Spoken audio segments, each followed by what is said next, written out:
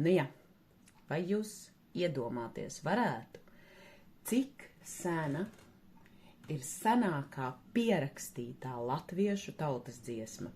Un es nerunāju par četrindīti, bet es runāju par dziesmu ar melodiju.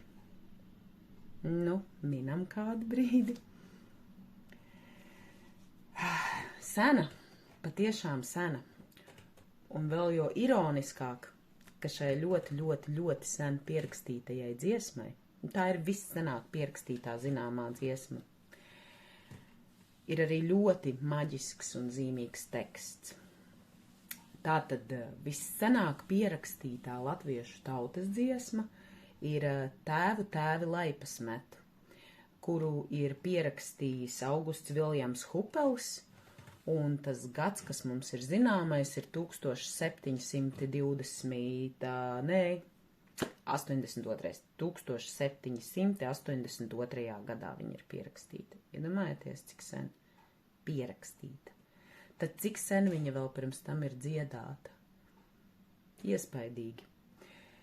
Šai dziesmai ir tikai 2 pantiņi, un ja jūs viņu gribās, lai viņa būtu spēcīga, jaudīga un īsta, tad viņai nevajag kabināt klāt visādas citus izskaistinājumus.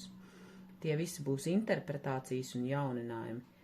Vienkārši dziediet viņu uz riņķi un uz riņķi. Atkārtojiet. Atkārtojiet 3 reizes, atkārtojiet 6 reizes, 9 reizes. Atkārtojiet šos 2 pantiņus. Tēvu tēvi laipas met, bērnu bērni izlaipo. Tēvu tēvi laipas met, bērnu bērni izlaipo. Dod Dievs mūsu bērniņiem, tās laipas izlaipot. Dod Dievs mūsu bērniņiem, tās laipas izlaipot. Tēvu tēvi laipas met, bērnu bērni izlaipo.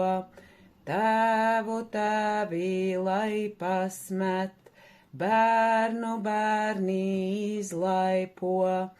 Tā bērniņi laipojat, lai pietika mūžiņam.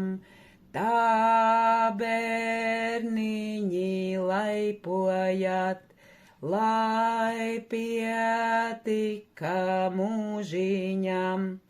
Šī ir spēka dziesma. Šis ir mūsu kods. Ko es esmu izdarījusi, lai mani bērni varētu laipot manas un manu tēvu laipas? Kādas ir šīs laipas, kuras tālāk laipos mani bērni? Padomājiet katrs par to. Tas ir tas, kas šai patriotu mēnesī mums varētu iederēties. Iemācieties dziesmu, lietojiet to savā ikdienā. Šī ir patiešām jaudīga spēka dziesma ar milzīgu kodu tajā iekšā. Patriotu mēnesim iedrīgi!